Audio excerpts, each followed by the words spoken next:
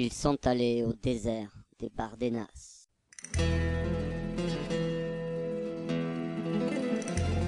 Il y avait Cathy, Gaël, Jean, Tidouan, Jeanne, Christiane, JCC. Il y avait aussi JC, Christine, Marco, Florian, Eddie, Tranquillou, qu'on appelle aussi Harry.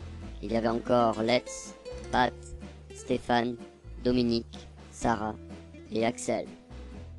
Ils avaient 6 motos, 3 voitures et un fourgon. Chaque véhicule a parcouru 700 km à raison de 8,5 litres de carburant par 100 km. Ça nous donne 595 litres de carburant pour le week-end. Sachant que 24 grammes de CO2 sont produits par litre de carburant consommé, on peut considérer que le trajet du week-end a généré 14,3 kg de CO2, ce qui n'est pas écologique du tout car ça contribue au réchauffement climatique. Et il a fait chaud ce week-end-là, sur tous les plans. Tout a commencé avec une course cycliste, des moutons, une casse de JC. Maintenant, elle va marcher beaucoup moins bien, forcément. Mais ces contretemps n'ont pas été suffisants pour atteindre leur volonté de découverte. Même avec 4 heures de retard sur le programme initial, il restait à découvrir le site mythique des Bardenas.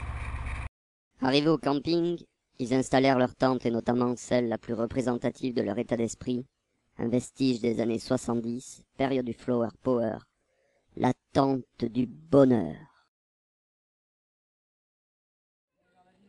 Alors que Florian se moquait des moins dégourdis, il se rendit compte qu'il avait perdu les clés de sa moto.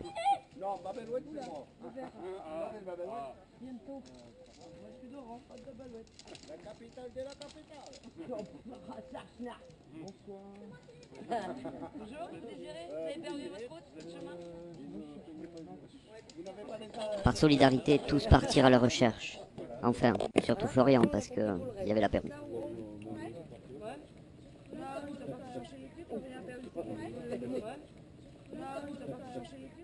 Comme il commençait à être tard, il verrait bien le lendemain. Et puis se dire qu'il trouverait un moyen de consoler Florian.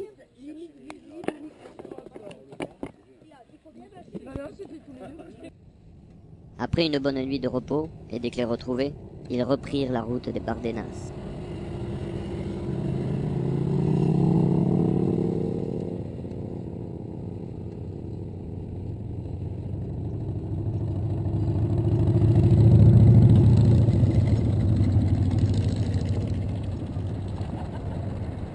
Après seulement une demi-heure de route, ils arrivèrent dans un lieu extraordinaire.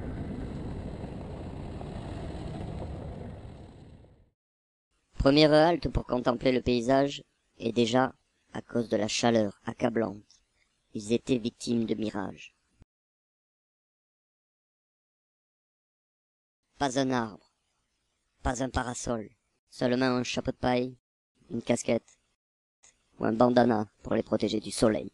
Soyons forts, se dirait-il. Ils décidèrent d'approcher le Castil de Tierra, qui, selon la légende des vieux pastores, aurait des pouvoirs extraordinaires sur les êtres humains.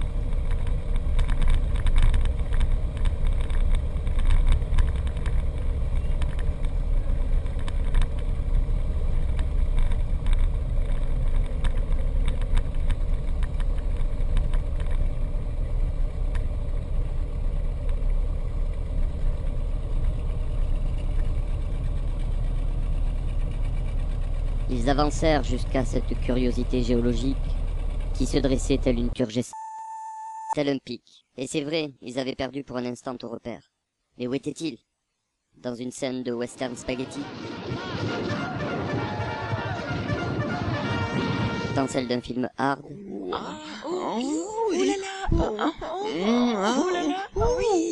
Ou d'un film romantique? Que nous arrive-t-il? Eh bien non, ils étaient ensemble, dans le désert des Bardenas. Et comme s'interrogeait le grandissime poète aragonais Juan Patrick Capdevielle, Quand t'es dans le désert, depuis trop longtemps, tu te demandes à qui ça sert. et oui, à qui ça sert? Ou plutôt, À quoi ça sert? Eh bien, ça sert à redonner à tous le goût du partage et de la convivialité.